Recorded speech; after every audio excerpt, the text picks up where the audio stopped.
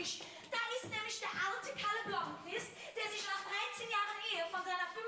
Ehefrau Inga Lindström hat scheiden lassen, von seinem zahmen Elch gebissen worden. Seitdem leidet der unter einer gefährlichen Infektionskrankheit und hat nicht mehr lange zu leben.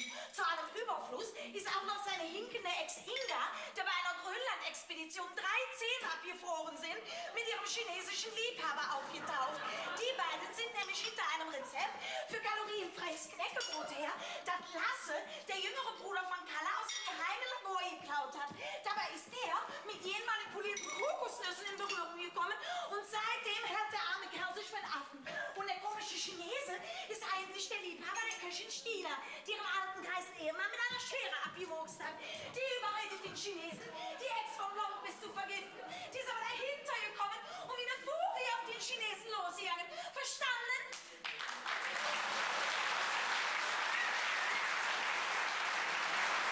Was ist dem denn?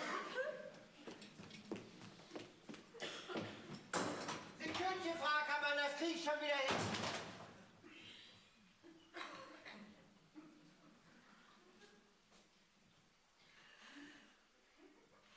Hallo Ludwig.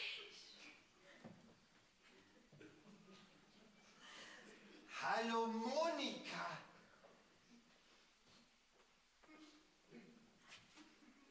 Ich wollte gerade... Du zuerst. Nein, du zuerst. Das Hütchen sauber machen, das ist in die Scheiße gefallen. Schön.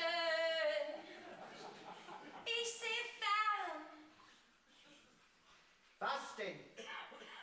Schön Film. Schön. Ja, das ist aber lieb. Aber so mag mich doch keiner mehr. Doch, ich mag dich. Ich mag dicke Frauen. Ja. Im Sommer hast du Schatten, im Winter hast du warm.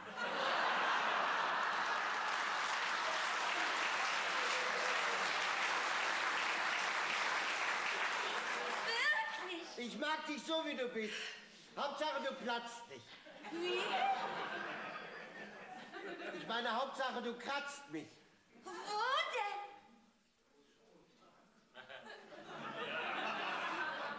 Am Rücken.